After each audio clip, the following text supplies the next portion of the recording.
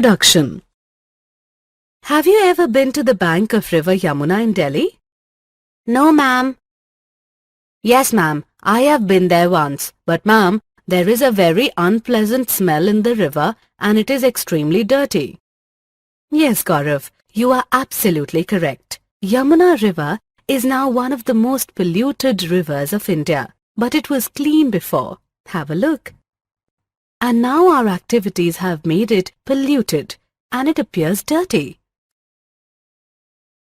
How are we making this river polluted? Many of our activities destroy the clean state of rivers, such as throwing plastic bags, pollution from the cars, dumping of industrial wastes. Let us explore them in detail and their effects on our environment. Objectives. At the end of this lesson, you will be able to define the term environment and list its living and non-living factors. Discuss the concept of ecosystem, its components and groupings of biotic components.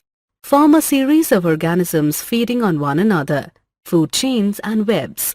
Elaborate on how human-made activities influence our environment.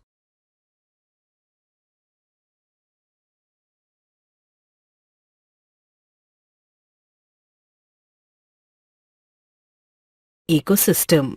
An ecosystem is a natural system consisting of all plants, animals and microorganisms in an area functioning together with all the non-living physical factors of the environment. Components of ecosystem. Ecosystem comprises the following two components. 1. Biotic factors including all living organisms. 2. Abiotic factors that includes physical factors such as sunlight, temperature, chemical factors such as mineral content, soil moisture, etc.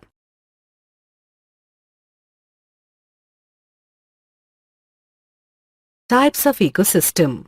There are two different types of ecosystems. They are 1. Natural ecosystem, in which we have forests, deserts, grasslands, mountains, etc. and 2.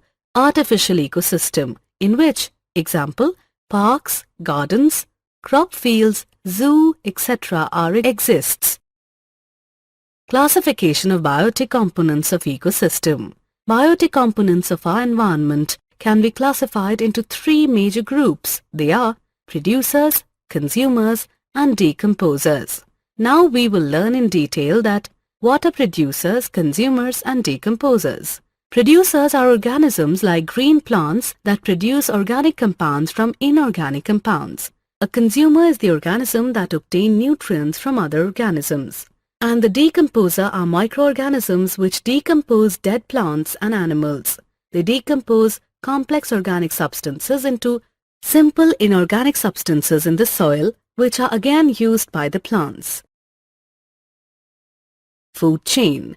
A food chain is a succession of organisms in an ecological community that constitutes a contribution of food energy from one organism to another as each consumes a lower member and in turn is preyed upon by a higher member. A food chain begins with a producer. Producers are eaten by primary consumers, herbivores, which are eaten by secondary consumers, carnivores, some of which may in turn be eaten by tertiary consumers, the top carnivore in the chain. Trophic level.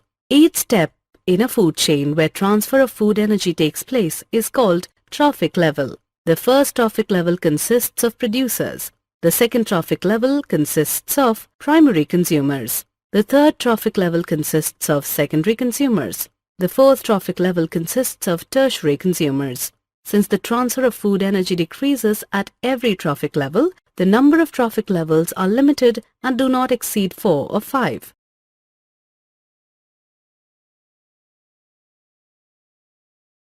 Trophic levels. Energy flow in trophic levels of a food chain. Green plants producers absorb about 1% of solar energy falling on the leaves and stores.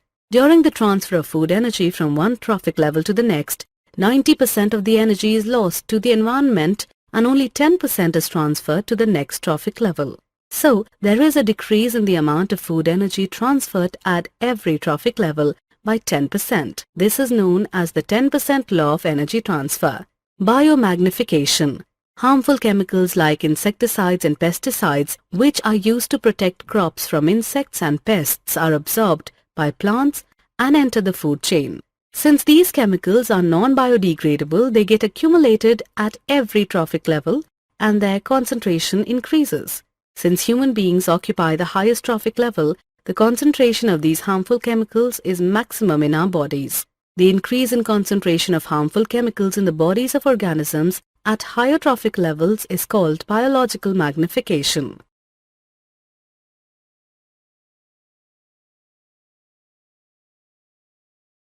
Food web.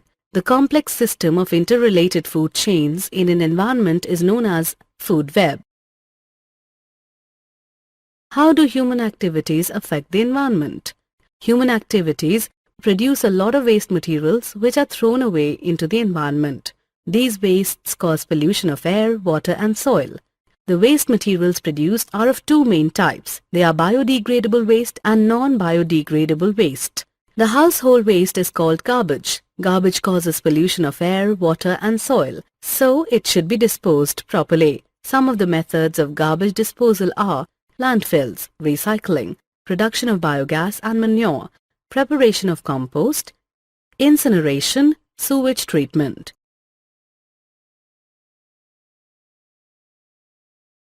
Depletion of ozone layer in the atmosphere. Ozone molecule contains 3 oxygen atoms, O3.